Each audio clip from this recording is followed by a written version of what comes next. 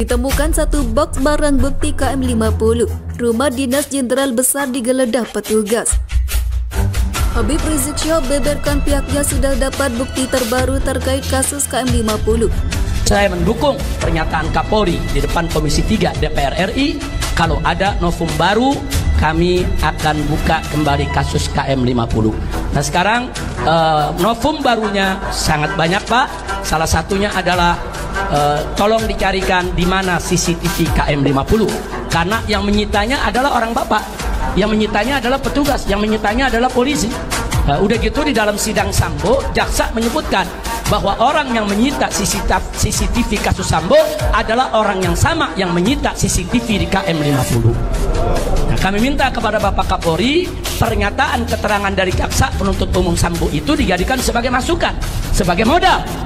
Digali terus, periksa itu semua geng KM50, cari itu CCTV-nya ada di mana, karena CC tersebut akan mengungkap bahwa Laskar masih hidup di KM50, akan mengungkap bahwa mobil polisi yang hadir di KM50 tidak ada satupun yang rusak ataupun tergores, nggak ada. CCTV itu kunci, tolong dicari Pak, tolong dicari, selidiki Pak, CCTV itu di mana, agar kami ini tidak suudzon kepada semua polisi, karena masih banyak polisi yang baik Pak. Masih banyak jenderal yang baik Pak. Jangan sampai kami curiga kepada semua polisi. Cari itu CCTV KM50, buka di depan publik, depan masyarakat. Di sana akan kelihatan siapa itu isi daripada mobil Land Cruiser hitam, siapa itu komandan yang memberikan arahan. Dan itu menjadi bukti bahwa 6 Laskar masih hidup. Dan CCTV itu nggak sampai di situ. Saat Laskar keluar dari pintu tol Kerawang Timur, itu terekam CCTV. Saat Laskar ditembaki depan hotel Novotel, saudara, itu juga ada CCTV di hotel tersebut. Itu juga tolong CCTV-nya diamankan. Dan sepanjang tol semua ada CCTV-nya.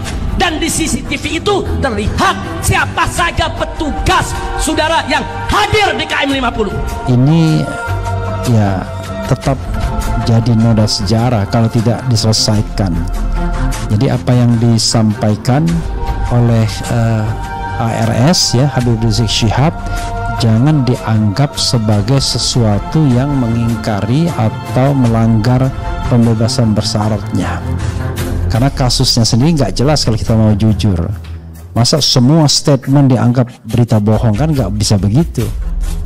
Mengenai KM50 ini banyak orang yang sudah berspekulasi, bahkan tim TP3 membuat buku pelanggaran HAM berat ya terhadap 6 pengawal Habib Rizik Syihab. Kasus KM50 gimana Pak? Bapak pernah bikin catatan itu kepada kepolisian? Saya pernah kirim surat langsung. Ya jawabannya apa? Itu urusan Kapolri. Saya pernah, saya sebagai jawabannya tidak ada jawaban apa-apa. Ini hasil penyelidikan tindak lanjuti resmi Pak, tertulis Pak. Ada tindak lanjut nggak boleh dong? Ya boleh. Enggak, ada tindak lanjut nggak Pak? Implementasi di Polri jangan salahkan saya. Loh, tidak disalahkan Pak. Kita ini kan bernegara. Yang saya tanya adalah tugas Bapak itu direspon nggak? Kalau tidak direspon maka benarlah tidak perlu ada Kompolnas. Kalau direspon berarti ada Kompolnas. Polri semakin maju, kan begitu Pak? Kita kan bernegara Pak. Silakan menang-menangan Pak. Jadi jangan menang-menangan Pak. Saya menggali ini dalam rangka untuk kepentingan yang saya paham untuk bernegara. Kalau surat-surat Kompolnas tidak dilayani sama kepolisian, buat apa? Kami meyakini 6 syuhada tidak layak untuk ditumpahkan darahnya, betul? Makanya kami menyebut mereka sebagai syuhada. Mudah-mudahan Allah terima syahadah mereka, Allah angkat derajat mereka, amin ya rabbal. Nah, jadi kalau ada keluarga kita yang dibunuh, bukan duel ya, tadi hadis ini bicara tentang duel. Kalau duel sama-sama niat ngebunuh, yang ngebunuh yang dibunuh dua-duanya di neraka. Tapi kalau ada orang korban pembunuhan, naas memang ya, menyedihkan memang ya, tapi man qutila bighairi haq, orang yang dibunuh tanpa hak, qutila zulman, dibunuh secara dizalimi, maka termasuk syahid.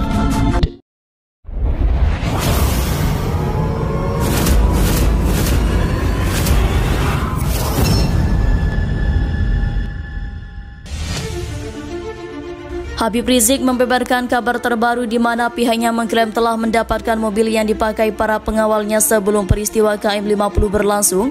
Rizik pun mengatakan akan menyimpan bukti mobil yang dipakai 6 pengawalnya yang tewas dalam peristiwa KM50. Insya Allah akan kita simpan dengan baik sampai keadilan ditegakkan, ujar Habib Rizik sebagaimana disiarkan di kanal YouTube Islamic Brotherhood TV. Menurut Rizik, pengadilan yang sudah berjalan yang pada akhirnya membebaskan 2 pelaku unlawful killing berjalan secara tidak adil. Karenanya ia dan pihaknya akan mengusahakan membawa bukti mobil ini ke pengadilan hak asasi manusia atau HAM. Karena saat pengadilan HAM digelar nanti, mobil 6 syuhada ini jadi bukti penting tak terbantahkan, insya Allah, tambah Rizik. Habib Rizik pun mengesahkan bahwa mobil tersebut adalah bukti dari kebiadaban dan kejahatan berat. Tak tanggung-tanggung ia berani menyebut tewasnya 6 pengawalnya ada andil seorang jenderal. Mobil 6 syuhada ini menjadi bukti penting kejahatan serta kesadisan geng KM50 yang dipimpin seorang jenderal dan melibatkan Satgasus Polri. Ini sudah jadi fakta dan sudah jadi rahasia umum, semua orang tahu, tegas Rizik. Kasus penembakan Laskar Front Pembela Islam FPI yang terjadi pada Senin 7 Desember 2020 dini hari hingga kini masih menjadi misteri. Persoalan tersebut bahkan masih membekas bagi Habib Rizik Syihab yang menjadi imam besar ormas tersebut sebelum akhirnya dibubarkan. Dalam peristiwa tersebut tercatat ada 6 pengawal Habib Rizik yang tewas. Sejumlah kejanggalan sebelum peristiwa yang terkategori unlawful killing tersebut masih terus dipertanyakan lantaran beberapa aparat diduga melakukan penembakan divonis bebas. Terbaru, Habib Rizik membeberkan pihaknya telah mendapatkan mobil yang digunakan pengawalnya saat peristiwa tersebut.